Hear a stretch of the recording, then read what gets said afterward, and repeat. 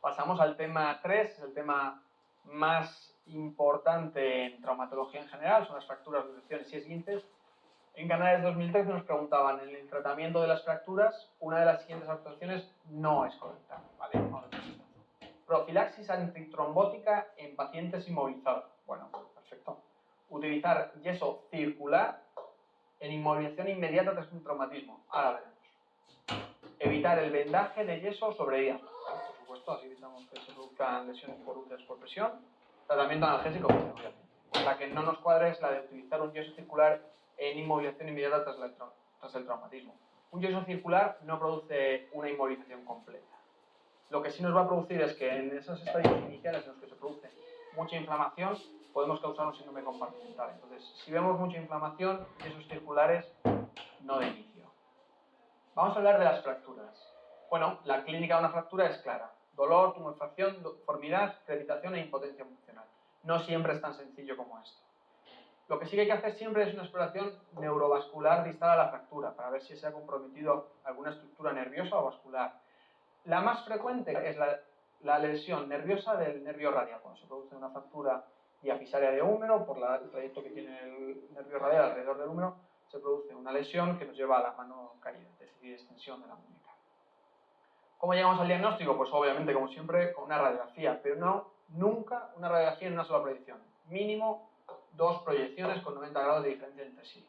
Así evitaremos que fracturas que en la proyección anteroposterior puedan pasar desapercibidas, nos las comamos. Siempre 2 proyecciones. Sería una pregunta que si no se hace, se debería hacer para no quedarnos nunca tranquilos con una sola proyección. Se pueden realizar múltiples clasificaciones de las fracturas, tanto por su morfología, si son fragmentos, 2 fragmentos, tanto al nivel de la lesión a la que afecte, si es diafisaria, metafisaria, epifisaria. La que a nosotros nos interesa es tener en cuenta si son fracturas cerradas o las fracturas abiertas. Las fracturas abiertas se clasifican mediante la clasificación de Agustino. Seguro que la sabéis, pero no estaría de más que la recuperásemos un poquito. Las fracturas de Agustino tipo 1. Como es tipo 1, menor de 1 centímetro. Así no se nos olvida nunca. Son fracturas que se producen de dentro a afuera. Es el propio hueso el que va a romper la piel. Son fracturas que no tienden a contaminarse. De hecho, se pueden cerrar directamente. Las fracturas tipo 2, pues estamos en medio, entre 1 y 10 centímetros. No suele haber una lesión extensa de tejidos blancos, no suele ser preciso realizar una cobertura con colgajos, bueno, son sencillitas. Las que sí que nos interesan más son las fracturas de tipo 3. Como es tipo 3, son más de 10 centímetros y se produce un daño o una pérdida amplia de tejidos. Son las causadas frecuentemente por armas de fuego. Y en estos casos está indicado realizar una fijación externa. Dentro de las tipos 3 tenemos 3 clasificaciones. La tipo 3A, en la que es posible realizar una cobertura cutánea propia por las propias partes blandas. La tipo B, en la que ya no es posible realizarlo y vamos a tener que ir a cirugía. Y la tipo C, en la que hay lesión vascular. ¿Vale? 3A, cobertura propia con las propias partes blandas y el resto precisan cirugía. ¿Cómo las vamos a tratar? Bueno, las fracturas lo principal es olvidarnos de la estética y buscar la funcionalidad. Tenemos tratamientos conservadores mediante una férula, tipo esta, una férula abierta, o un yeso cerrado. También se puede hacer sin dactilización, que consiste en unir 2 dedos entre sí o varios entre sí para evitar que se produzca un desplazamiento. El propio dedo lesionado es estabilizado de alguna forma con el dedo sábado. Realizar una tracción cutánea es típico en cadera previo a la cirugía o una tracción transesquelética que se produce, por ejemplo, en las fracturas en los niños. Cuando con el tratamiento conservador no vayamos a conseguir un buen resultado, está indicado realizar un tratamiento quirúrgico, lo que conocéis como ráfico, reducción abierta y fijación interna. Se puede hacer con múltiples técnicas, tanto con las muy usadas agujas Kinner, las técnicas de cerclajes, estabilizadas mediante placas o tornillos, o clavos intramedulares. Yo creo que esto está bien que lo sepáis, seguramente lo habréis visto, los tornillos y placas van a darnos una reducción perfecta. Está especialmente indicado en las fracturas articulares. Qué bien escrito. Bueno, en las fracturas articulares, porque nos interesa llevar cada fragmento de hueso a su sitio exacto y que consolide una posición perfecta, de tal forma que en la articulación no vamos a encontrarnos ningún salto. Sin embargo, Los clavos intramedulares están especialmente indicados en aquellas fracturas, por ejemplo, de huesos largos, un húmero, un fémur, una tibia, en la que vayan a acabar pegando y simplemente vamos a tener que dar una estabilización temporal para que el hueso pegue. Pregunta que sería interesante. En principio, ninguna de las tratamientos mediante placas, tornillos, clavos medulares, cualquier dispositivo que ponemos, no haría falta retirarlo. En otros países, como en Estados Unidos, como se cobra por retirarlos, pues se suelen retirar todos. Pero en la Unión Europea, en principio, se mantiene salvo que den algún tipo de complicaciones. Los que suelen dar complicaciones son aquellos elementos de osteosíntesis que se encuentran en una situación muy superficial, como por ejemplo un cerclaje del écranon o en alguna placa en algún hueso de la mano. Que lo sepáis por si acaso en algún momento pudiera caer. Lo que sí que está a puntito de caer es siempre la importancia de la heparina. En aquellos pacientes en los que se vaya a producir una inmovilización, recordar siempre profilaxis antitrombótica con heparina bajo peso mercurial. Cuando tenemos una fractura abierta, aparte del tema traumatológico, nos tenemos que centrar en la cobertura antibiótica.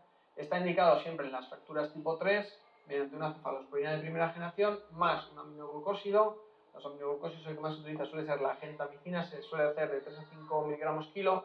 Siempre ponemos un peso promedio de un varón o una mujer de 80 kilos, por lo tanto la dosis que vais a ver siempre suele ser 240 miligramos cada 24 horas. Tenerlo en cuenta, pues se preguntara. En aquellas fracturas tipo 3, especialmente en las que se sospechen gérmenes anaerobios, está indicado añadir clindamicina, 600 cada 8. ¿Y durante cuánto tiempo tenemos que prolongar esta cobertura antibiótica? Hasta que consigamos cerrar la herida. Si se cierra el primer día, con 24 horas más sería suficiente. Si hace falta un par de días para realizar alguna cirugía, a las 24 horas cortamos la cobertura antibiótica. ¿Qué complicaciones existen en el tema de las fracturas? Bueno, de forma aguda tenemos el síndrome compartimental. Sabéis que es una isquemia muscular, no es una isquemia arterial, que se produce por una inflamación en un compartimento. La sintomatología típica es un dolor desproporcionado, sobre todo al estiramiento pasivo. Siempre vamos a encontrar pulso. Podría ser una pregunta trampa, te dijeran que en un síndrome compartimental nos quedamos tranquilos porque vemos pulso arterial distal, nunca nos quedaríamos tranquilos en ese caso. Y sobre todo se producen fracturas de antebrazo, especialmente las supracondilias en niño, pero en general en cualquier antebrazo, incluso en el adulto, y las fracturas de tibia en adulto. De hecho, muchas veces dejamos pacientes ingresados con fracturas en la región del antebrazo porque tienden a inflamar mucho y es bueno echarles un vistazo. Para el diagnóstico, medición de la presión intracompartimental es el diagnóstico gold estándar. Una presión intracompartimental mayor de 30 es determinante, y el tratamiento inicial que debéis hacer vosotros siempre es la retirada del vendaje ante la más mínima duda, vendajes o yesos, elevar el miembro y vigilancia. Si con esto no conseguimos que ceda, pues avisar al traumatólogo, y en este caso sí que realizamos una fasciotomía, que es el tratamiento de elección. Una vez que hemos visto las complicaciones agudas, las complicaciones crónicas, siempre se habla de esto. Los retrasos de la consolidación es aquella fractura que no está pegando, pero cuando no pega a partir de los 9 meses ya se considera una pseudoartrosis. Tenemos principalmente dos tipos: la hipertrófica viable, con esta forma clásica en pata de elefante o pata de caballo, en la que el problema que tenemos es la estabilidad, y en aquellas y las pseudoartrosis atróficas o no viables. Se llamaban, eran en sable, en hoja de sable, bueno, como la podéis ver. En este caso, el tratamiento tiene que ser mediante la aportación de biología, mediante un injerto óseo, puede ser un injerto de cresta ilíaca, y estabilización. En las pseudoartrosis hipertróficas sería suficiente con la estabilización. Muy visto cada día más en la consulta, el síndrome de dolor regional complejo. Se produce ante inmovilizaciones poslesión, sobre todo en manos y pies. Tiene un periodo de ventana en el que no vemos que pase nada, y de repente a la semana, a los 15 días empieza el paciente a tener cambios. Sobre todo cambios tróficos en la piel, sabéis que tienen varias fases, un dolor desproporcionado, y en los estadios avanzados podemos ver osteoporosis moderada, como vemos en la radiografía, en el hueso. ¿Qué podemos hacer nosotros? Bueno, ¿qué podemos hacer nosotros cuando tenemos un paciente que nos derivan desde el hospital con una fractura, o nosotros hemos atendido una fractura? Inmovilización durante el menor tiempo posible, rehabilitación precoz, en aquellos casos avanzados, terapia recalcificante, y a día de hoy se está viendo que la vitamina C parece que tiene un efecto protector a la hora del síndrome SUDE. Vale. No quiero que nadie se asuste, vamos ahora a ver un par de tablas sobre fracturas más frecuentes en miembros superiores. Está todo escrito en el manual, echarle un vistazo con calma. Yo las voy a ir pasando muy rápido y voy a ir dando alguna pincelada de algo que me pueda parecer curioso para que sea más fácil de recordar. De las fracturas en miembros superiores, empezamos por la escápula. Bueno, fracturas de altísima energía. Cuando algún paciente tiene roto la escápula es que tiene más estructuras rotas, por lo tanto, buscarlas. En principio, la fractura de escápula se trata de forma conservadora, salvo que existe un desplazamiento que sea brutal, que los fragmentos estén completamente angulados, más de 30 grados de angulación. Como norma general, tratamiento de fractura de escápula de forma conservadora. La que sí que se ve más frecuente es la fractura de clavícula, la más frecuente en el tercio medio, y la mayoría de ellas se tratan de forma conservadora. Pega muy bien la clavícula. Lo que sí que hay que tener en cuenta es que en algunos casos, por ejemplo, cuando se produce una impronta ósea que vaya a llegar a dañar la piel y que pueda convertirse en una fractura abierta, en este caso sí que estaría indicado realizar un tratamiento quirúrgico, si no, tratamiento conservador. En cuanto al húmero, fracturas del tercio proximal, típicas en pacientes de edad avanzada, si no está desplazada lo dejamos conservadora, si hay más de 2 fragmentos o existe un desplazamiento, tratamiento quirúrgico. ¿Cómo lo tratamos? Pacientes jóvenes, menos de 65 años y 2 fragmentos, placa y tornillos. Pacientes de edad más avanzada, más de 65 años, siempre teniendo en cuenta no solo el concepto de edad, sino de su tipo de vida. Más de 65 años, más de 3-4 fragmentos, prótesis. Las fracturas diafisarias del húmero, como decíamos, son en las típicas en las que aparece la parálisis del nervio radial, tratamiento quirúrgico. En aquellos casos en los que se pueda poner, sería indicado un clavo endomedular. Si no, tratamiento conservador, yeso de Caldwell, suelen ir bien. Las fracturas distales del húmero, es decir, el codo, la más frecuente es la fractura supracondilia, tratamiento en caso de que sea en adultos quirúrgica, y las complicaciones que veíamos, la alta prevalencia de síndrome de compartimiento. Vale, fracturas del antebrazo. Empezamos con la cabeza radial. Hay una clasificación que es la clasificación de Mason, no la tenéis que saber, pero si en algún momento os la queréis acordar, esto es una cabeza radial dibujada por mí, y esto es una casa que en francés es maison. Entonces, si alguna vez queréis recordarlo, clasificación de fracturas de cabeza radial, mason. Vale, fractura de luxación de Montella, fractura de cúbito proximal, luxación proximal también del radio, posible lesión del nervio interoseo y tratamiento, en este caso sí, quirúrgico. Cuando se produce una fractura del olecranon, bueno, pues el olecranon, aquí vemos la fractura, se trata mediante una técnica que es el cerclaje. Es una técnica que va a hacer que el propio desplazamiento de la fractura y el propio desplazamiento de la articulación va a crear una tensión que mediante este alambre y esta estructura de este alambre, que realmente es un 8, va a producir compresión. Se sirve tanto para el olecranon como en la fractura de rótula que vamos a ver después. Fractura del cúbito aislada, es la típica fractura que se llama el bastonazo. Te defiendes de alguien que te pega con bastón y mientras solo fractura el cúbito no pasa absolutamente nada, tratamiento ortopédico. Sin embargo, cuando se afectan los dos, cúbito y radio, sí que tiene indicación quirúrgica. ¿Por qué? Porque el cúbito y radio en el antebrazo tiene una articulación, funciona como si fuera una articulación. Realiza un movimiento de pronosupinación, por lo tanto siempre hay que realizar una reducción, una estabilización absoluta, de hecho con placa y tornillos. Fractura de Galeacci, otro nombre propio, bueno, se produce una fractura del radio distal y una luxación del extremo distal, esta vez del cúbito, tratamiento quirúrgico. Y ahora vamos a las fracturas más frecuentes del antebrazo, las fracturas de muñeca. Tenemos la fractura de Colles, que sabemos que es una fractura extraarticular con una deformidad en dorso del tenedor. Bueno, hablan de supina, que la deformidad es supina, dorsal y radial, sudor. Supina, dorsal y radial, sudor. Vale, el tratamiento o bien ortopédico si no hay un gran desplazamiento, si es una persona mayor con poca movilidad funcional, o bien quirúrgico si es una fractura muy desplazada con muchos fragmentos que tengamos que reconstruir. Principalmente va a ser por esto, por fragmentos y por si de forma conservadora se va a poder quedar bien.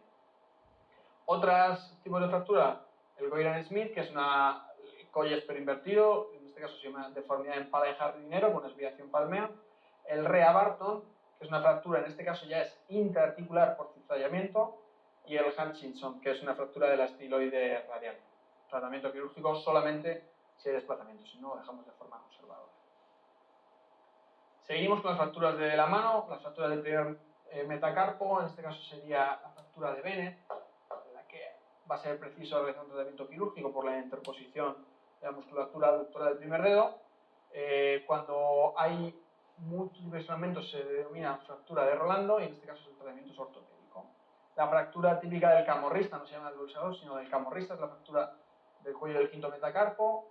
¿Cómo decidimos si estamos de forma conservadora o quirúrgica? Bueno, vamos a realizar una flexión de la mano y vemos si existe una desviación del dedo. Mientras el quinto dedo no se encuentre desviado, no se monte encima de los otros, la podemos dejar conservadora. Si existe una angulación muy grande, mayor de 30 grados, con una desviación del dedo, podemos operar, podemos poner una placa de tornillo. Muy interesante, que se pregunta muchísimo en el MIR y que también se ve en la práctica clínica habitual, un paciente que cae con la mano en extensión y tiene un dolor en la muñeca. Sospechamos siempre fractura de escafoides, vamos a tocar, palpamos el tubérculo del escafoides, la tabaquera anatómica duele, hacemos compresión axial del primer y segundo radio, también duele. Hacemos una radiografía, incluso la radiografía de 6 proyecciones que se hace para escafoides, no vemos nada roto, no nos quedamos tranquilos. Inmovilizamos durante 1 o 2 semanas con una férula que coja la articulación metacarpofalángica y repetimos radiografías. Si a las 2 semanas vemos desmineralización, puede ser que estemos tratando de forma precoz una fractura de escafoides que de otra forma, si pasa desapercibida, tiene un alto riesgo de necrosis avascular. ¿Cuáles son otras lesiones que pueden producir necrosis? Fracturas de cabeza de húmero, fracturas de cabeza femoral, fracturas de astrágalo y las fracturas del escafoide. Tenerlo en cuenta que sería una buena pregunta. Y en el caso de las fracturas de falange, bueno, pues nada, simplemente hacemos la sindactilia que hablábamos previamente. El dedo sano sirve de ferulizador al dedo patológico. Tener en cuenta siempre, si hacéis una ferulización mediante una sindactilia, poner una gasita entre los 2 dedos para que no se acumule secreción, no se acumule sudor. Una pregunta de Canarias 2013. Una de las siguientes respuestas no es correcta ante la sospecha de fractura de escafoides. ¿Cuál? Si no se demuestra la fractura radiológicamente, hacer vendaje elástico. No. Incorrecto. Se debe inmovilizar la mano, la muñeca y la articulación metacarpofalángica del primer dedo. Correctísimo. Una de las complicaciones es la pseudoartrosis incapacitante. Correcto. Una de las complicaciones es la necrosis avascular. Totalmente cierto. Como decíamos antes, alta sospecha de fractura de escafoides, aunque nosotros no veamos la fractura en la radiografía, realizamos una inmovilización y revelación clínico-radiológica a la semana y a las 2 semanas. Fracturas del miembro inferior, fracturas de pelvis. Las fracturas tienden a ser estables cuando es una avulsión en paciente joven, una fractura de una sola rama en un paciente anciano, tratamiento conservador. Cuando lo hacemos quirúrgico, cuando hay una fractura en varios niveles, tanto en la parte anterior de la pelvis como en la parte posterior. Esas serían las inestables. En este caso sí que estaría indicada la cirugía. De hecho, en algunos casos iniciales, un fijador externo. Que se hace de forma temporal, se colocan unos tornillos en las espaldas ilíacas y un fijador externo, unas barritas que nos estabilizan. Cuando se produce una fractura de acetábulo, suele ser en traumatismos de muy alta energía, hay que realizar un buen diagnóstico mediante un escáner, por ejemplo, y tratamiento solamente en caso de que haya gran desplazamiento, más de 2 milímetros, o que haya algún fragmento intraarticular que tengamos que reconstruir. Vale, vamos ya a la fractura de cadera. Es una pandemia actual en la que vemos que existe una gran mortalidad. Aproximadamente en las fracturas de cadera tenemos una mortalidad de 20-30% en el primer año de los pacientes ancianos que las sufren. Fracturas intraarticulares. El límite es base cervical, todo lo que sea por encima de la base del cuello. Fractura intracapsular, todo lo que sea por debajo, zona pertocanteria e intertocanteria, se considera extraarticular. ¿Vale? Las intraarticulares, las altas, bueno, se clasifican mediante la clasificación de Gardner, la que simplemente hablan de si la fractura es incompleta Gardner 1, completa no desplazada grado 2, desplazamiento mayor del 30% grado 3 y grado 4, menor del 30% grado 3 y mayor del 30% grado 4. Tratamiento quirúrgico, casi todo siempre. Fracturas tipo 1-2 quirúrgico, 3-4 en ancianos en prótesis y en aquellos pacientes que sean dependientes para actividades básicas día a diaria, muy limitados, tratamiento conservador. Las fracturas extraarticulares, tratamiento quirúrgico casi siempre. De hecho, son las que se utilizan los fijaciones mediante 3 tornillos, clavo gamma, etc. Vamos a hablar de las fracturas del fémur. Las del tercio medio. Sabemos que son altamente embolígenas. Se produce el cuadro clínico típico de embolia grasa en aquellos pacientes petequias, os acordáis de ello, ¿verdad? Tratamiento mediante un enclavado femoral o una embolización transesquelética. Las fracturas del fémur distal, estas tienden a ser siempre quirúrgicas, sobre todo las supracondilias. Fracturas de la rótula, lo decías antes, En caso de que la rótula se fracture, la mejor técnica es hacer un obenque, un alambre que vaya a transformar esas fuerzas de tensión que se producen al realizar el movimiento de la rodilla en fuerzas de compresión para la fractura. Y luego pasamos a las fracturas del tibial. Las fracturas del tercio proximal, fracturas de meseta tibial, van a ser casi siempre quirúrgicas, porque estamos en una articulación y el más mínimo escalón que se vaya a producir nos va a producir artrosis en el futuro. Por lo tanto, tratamiento quirúrgico suele ser placas y tornillos. Fracturas diafisarias, tratamiento quirúrgico, pero sobre todo con un clavo endomedular. Alto riesgo de síndrome compartimental también en estos casos. Por último, fracturas del tobillo. La fractura de Mesonev debe ser sospechada siempre que se produzca una fractura de tobillo. Ir al tercio proximal de la tibia, tocar la cabeza del peroné, porque sabemos que es una fractura que se empieza en la cabeza del peroné y va bajando la membrana interosea y llega hasta el ligamento deltoideo. Fracturas del tobillo son muy frecuentes, las vemos en urgencias muchísimo, son las típicas que antiguamente se tendía a operar de forma urgente. A día de hoy vemos que es mejor tomarlas con calma, realizar un buen diagnóstico, un escáner, ver cómo está el maleolo posterior, el canto posterior del maleolo, etc. ¿Vale? Aquellas que van a ser operadas son las suprasindesmales y las transindesmales, y las que vamos a dejar conservadoras son las infrasindesmales porque no nos van a afectar a la estabilidad. Las fracturas del calcáneo los vemos en precipitados, vigilar siempre que no haya otras fracturas asociadas, como en la columna cervical, y son frecuentes que aparezca el síndrome compartimental. Y en el pie, fracturas del astrágalo, la mayoría de ellas suelen ser también, como decíamos, por compresión, por precipitados, tienen alto riesgo de necrosis avascular, así que tratamiento quirúrgico de elección. Y en el pie, bueno, tenemos la fractura en la base del quinto meta, en la que podemos hacer un tratamiento ortopédico, y las fracturas del cuello del segundo meta, que son las típicas de fracturas del recluta por mantener la misma posición, o fracturas de atletas. De las fracturas vertebrales no nos vamos a meter en mucho. Es una clasificación compleja y de lo que se pregunta, que veis que es poquito, simplemente saber que existe una clasificación, que es la clasificación de Dennis, en la que vamos a clasificar la fractura como estable o inestable. Lo que a nosotros nos interesa es buscar la inestabilidad. Se produce inestabilidad cuando se produce una lesión en las dos columnas, cuando uno de ellos es la columna media, o siempre que se produzca una lesión en la columna posterior. Con eso sería suficiente. Vamos a pasar ahora a las luxaciones, otro de los apartados interesantes de este tema. Como sabemos, la definición de una luxación es la pérdida de la congruencia articular. Puede ser una luxación completa cuando se produce una pérdida completa de esa congruencia articular, o subluxación cuando se produce solamente uno de los componentes. Es muy importante realizar una exploración neurovascular distal siempre, pero especialmente la luxación de rodillas, la luxación más grave, la que hay que realizar una reducción con anestesia y posteriormente vigilar la arteria poplitea, tanto de forma manual mediante una presión de la presión en el pie, partido de la presión en el miembro superior, como una ecografía Doppler, así como una arteriografía. Hay que vigilar muchísimo porque tenemos la posibilidad de que se produzca una lesión endotelial que nos vaya a producir una isquemia en el miembro inferior y llegar a una amputación. Para hacer la reducción ante una luxación, nuestra primera opción va a ser intentar reducirla, pero nunca debe realizarse una reducción de una luxación si no se ha llegado a un diagnóstico radiológico que descarte una fractura. Si estamos ante una luxación que asocia una fractura y la colocamos en su sitio sin antes asegurarnos de que existe esa fractura, podemos empeorar el pronóstico de la lesión. ¿Cómo la tratamos? Bueno, pues la mayoría de las luxaciones de forma conservadora, salvo aquellas que son muy reiteradas, como las luxaciones de hombro típicas en pacientes hiperlaxos, que en algún momento pueden ser indicados tratamiento quirúrgico. Si no, tratamiento conservador.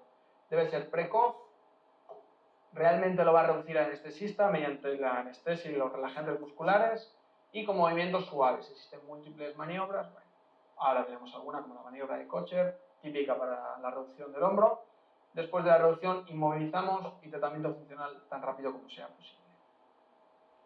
¿Qué luxaciones tenemos? Bueno, pues tenemos la luxación acromioclavicular, la típica en la que se produce el signo de la tecla. Mayoritariamente las podemos tratar mediante un tratamiento conservador. Si hay un gran desplazamiento o gran deformidad, igual que se producía en la fractura de clavícula, puede estar indicado el tratamiento quirúrgico. Las fracturas del hombro son las fracturas más frecuentes en adultos. Tenemos la luxación anterior de hombro, la más frecuente, y la luxación posterior, muy infrecuente y muy rara. La luxación anterior se produce, como sabéis, una deformidad en charretera, una pérdida de la anatomía normal, nos queda una deformidad, un hombro caído. Se llama charretera por las charretas, que son los galones donde llevan los militares. Pues un apunte por si os interesa. Tratamiento ortopédico. ¿Qué maniobras de reducción hay? Múltiples. La de Kocher es tracción, rotación externa, aducción del brazo, y en ese momento realizamos una rotación interna, lo volvemos a meter en su sitio. A día de hoy, cada vez más, un buen relajante muscular y una tracción suave, y conseguimos reintroducir el hueso en la articulación. Sin embargo, la luxación posterior, muy infrecuente, es muy preguntada, y en el día a día vemos muy pocas, y aparte de muy pocas, algunas se nos debe pasar, porque se producen pacientes que han tenido alguna situación que los ha llevado a perder la conciencia, por ejemplo, una descarga eléctrica, una crisis epiléptica, grandes convulsiones que van a hacer que el hombro se luxe hacia atrás. Muy raro. ¿Cuándo vamos a operar alguna de estas luxaciones? Cuando sea recidivante, cuando nos produzca alguna, sobre todo en pacientes hiperlaxos que tengan mucha tendencia y que les causa un problema en su día a día. Hay dos tipos de lesiones a tener en cuenta en las luxaciones recidivantes de hombro. La lesión del Bankart, que es la lesión del labrum glenoideo, y la lesión del Hill-Sachs. Seguro que las conocéis, pero yo cuando lo estudié esto me acuerdo que desarrollé la regla mnemotécnica de Hill-Sachs, que es la Hill-Sachs, es la lesión que se produce en el húmero. Cuando el húmero se luxa, sobre todo hacia el anterior, se clava el húmero con la superficie de la cavidad glenoidea, y eso hace una impactación, una deformidad, se lleva al cartílago, es una faena. Hill-Sachs, por si os sirve de algo. En Canales 2013 nos preguntaban, ¿la luxación escapulohumeral más frecuente es la luxación superior, inferior, anterior o posterior? Correcto, la luxación anterior. La posterior, recordad, muy infrecuente. Luxación de codos. Bueno, es la luxación más frecuente en niños, igual que la del hombro es la más frecuente en adultos, igual que la luxación anterior de hombro es la más frecuente, sin embargo en la cadera la luxación más frecuente es la posterior. Es la segunda luxación en frecuencia en adultos en el codo también. Bueno, suele asociar a veces fractura de coronoides, hay que vigilarlos mucho, realizar un buen diagnóstico mediante un estudio de imagen. Luxación del carpo. Infrecuentes y difíciles de reconocer, sobre todo bueno, si hay un gran hematoma, si hay una gran inflamación. Yo he visto alguna de ellas y es muy llamativo. Cuando realizamos un estudio radiológico es difícil ver. No se suele ver tan fácil como en esta radiografía, pero bueno, aquí tenemos las líneas de Gilula, líneas de la articulación del carpo proximal y mediocarpiana. Si no están conservadas, como en este caso vemos alguna cosa rara, puede ser producida por esa luxación del semilunar. Puede producir lesión del nervio mediano y se tiene que hacer una reducción mediante un tratamiento quirúrgico, si en caso de que tirando no conseguimos meterla. Luxaciones de falanges, muy sencillitas, no hace falta ni siquiera anestesia, un poquito de frío local y traccionamos. Vale, pasamos a las luxaciones del miembro inferior. Lo decíamos antes, luxación de cadera más frecuente posterior, luxación de hombro más frecuente anterior. Siempre que vamos a tener que diferenciar entre la luxación posterior de cadera o la anterior. ¿Cómo podemos hacerlo? Bueno, es por la clínica. La luxación posterior de hombro, perdón, la luxación posterior de cadera va a presentar la clínica típica del bañista sorprendido. ¿Cómo podemos acordarnos como regla mnemotécnica? Sorprendido, en vez de por prendido, le damos como posterior del bañista sorprendido, ¿vale? Luxación posterior de cadera, bañista sorprendido. Con ese acortamiento y rotación interna de la pierna. Sin embargo, en la luxación anterior, al contrario, el miembro lo tenemos alargado y con rotación externa. Tratamiento casi siempre conservador. Si no lo conseguimos, quirúrgico. Y por último, pueden estar asociados a fracturas de cotilo o de cabeza femoral. En 2018, Logroño, nos comentaban esta pregunta. En un accidente de tráfico frontal de alta energía, tenemos a una joven de 27 años que presenta deformidad en miembro inferior derecho en aducción y rotación interna. Nos están preguntando cuál es la clínica de una luxación anterior. Nos dicen también que cualquier intento de manipulación causa intenso dolor. El diagnóstico más probable es luxación cosofemoral anterior, posterior, fractura de cóndilo o fractura subcapital. Pues efectivamente, luxación cosofemoral posterior.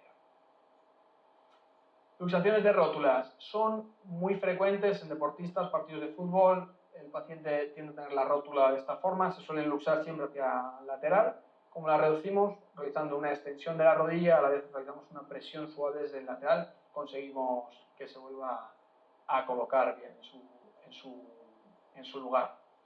Fracturas del medio pie tenemos dos, la de Lisfranc entre el tarso y metatarso y las de Chopard dentro de la articulación del tarso. La de Lisfranc va a ser siempre tratada de forma quirúrgica, aparte de la luxación suelen asociar fractura en la base del meta, hace falta realizar cirugía, se suele hacer o bien mediante placas o tornillos o con un montón de agujas que nos van a estabilizar la articulación, se suele meter una del primero, segundo meta, de las cuñas, entre bueno, un lío.